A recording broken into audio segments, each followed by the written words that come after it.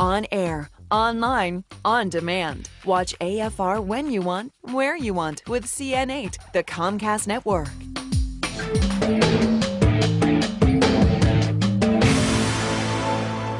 Welcome back. Our e-file today is more of a recap. I hope you were watching us last week as we left the confines of this studio and we hit the road for a series of reports we called PostScripts. We looked at several pressing issues that had people talking, and we went to the heart of where we could best tell those stories. We featured reports on the airline industry, on immigration frustrations, the world of Google, and inside Google and global warming, fire, and ice. Now, you had a lot of feedback to these reports, good and bad, so let's get to it.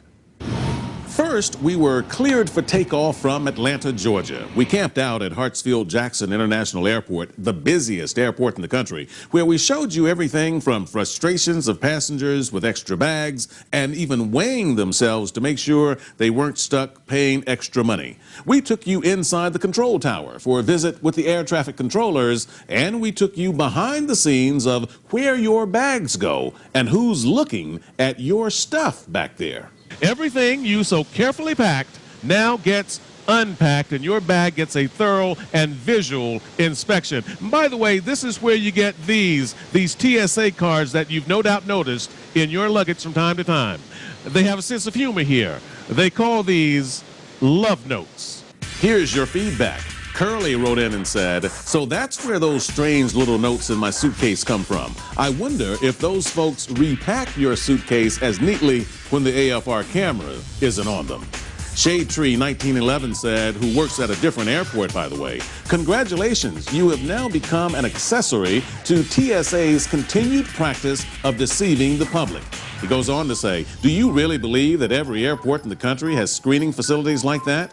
And he said, "In fact, most are sweatshops operating with minimal staff in filthy, dirty conditions with little or no high-technology facilities, including any closed-circuit video. What you showed the public is a fantasy. And if you don't believe me, try to get a visit to Newark Liberty Airport." And we heard from our new friend Dee, who's enjoying being a TV celebrity because we used her for a demonstration on the plane. Dee said, "Hi, Art and Janet. I watched your show. I was the lady on the plane that demonstrated the neck cushion with Janet. I enjoyed meeting you, and it was fun to be on TV. Thanks for making my trip interesting." No, thank you, Dee, for helping us out. You're a very lovely lady, and we enjoyed spending some time with you, too. Now, on Tuesday, we tackled the hot topic of immigration frustrations. And for that, we traveled to San Diego and reported from the U.S.-Mexican border, where we witnessed the cat-and-mouse game of people just waiting to jump the fence to America. Some of them even had a schedule. You got our papers to come here now. No more illegal immigration. Pero maybe algún día nos vemos allá. Okay? Okay. Maybe un día allá nos vemos. Maybe next week, maybe Friday, Saturday. Yeah. I don't know exactly. Maybe I see you later for California. We like it, California. Well, maybe you stay in Mexico. Yeah, make it better. George wrote in to say, "The show on immigration was very well done. Some of the images were disturbing. Families sitting on desert hillsides waiting for a break in the vigilance, the death threats, and the crosses." I'm coming to kill you. You piece of you, and I'm going to take out a bunch of your illegal immigration. You bunch of piece of I want to kill you desperately.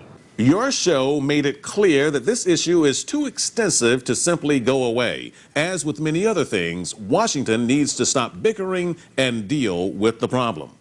I also heard from John, who said, "Your show on immigration was good, but all talk, no resolve. The last 5 presidents caused this by not talking to Mexico's presidents and to upgrade Mexican standards of living. All our presidents do really care about us citizens. They encapsulate us with more BS so we don't see the real deal. Collusion, theft, taxation, so that they can get fat financially. It's all about the money. Ours to theirs." Very deep subject. So on Wednesday, we lightened things up a bit with a trip to the Google headquarters in Mountain View, California. I took you on a tour of the Google complex to show you the Google culture. Nooglers and Googlers like doing their jobs here, and who wouldn't? It's mostly a dream work environment. And on those days when there's stress, well, they can work it out in the Google Gym. Take a cool swim in the infinity pool, where you basically swim to nowhere. Or schedule a free massage right in the middle of the day. This is all part of the conveniences that are offered here, from haircuts on site to doctor visits. Larry was impressed. He wrote, "Thank you for the fascinating report on Google. I've worked in the software industry for 20 years. It's good to see a company with a heart and soul that can still make a few bucks in today's economy and have fun doing it." Jim said, "In an economic climate where employees are so often viewed as an unfortunate liability, it's nice to see a place where they are valued, maybe even pampered a bit. And Google's social consciousness is a pleasant change from most of corporate America. Thank you for a most interesting hour." And May and Tom said, "We congratulate you on your thoroughly interesting and informative report on Google. Hey, where can we sign up to work for this fine company?" Well, May and Tom, I don't know, but if you Google them, I'm sure you can find out.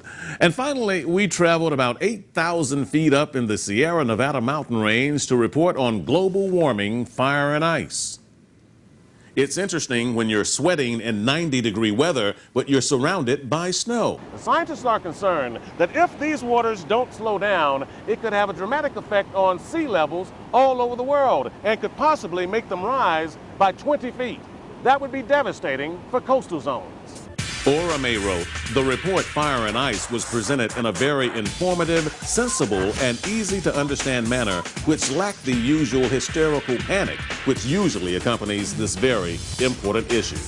Scar says, "The report on Fire and Ice was a fine presentation and a wake-up call for all of us who live on the planet." And finally, Mary asked, "How can we, the everyday guy, reduce our carbon footprint?" Thanks for helping us to get a handle on this problem that really affects all of us.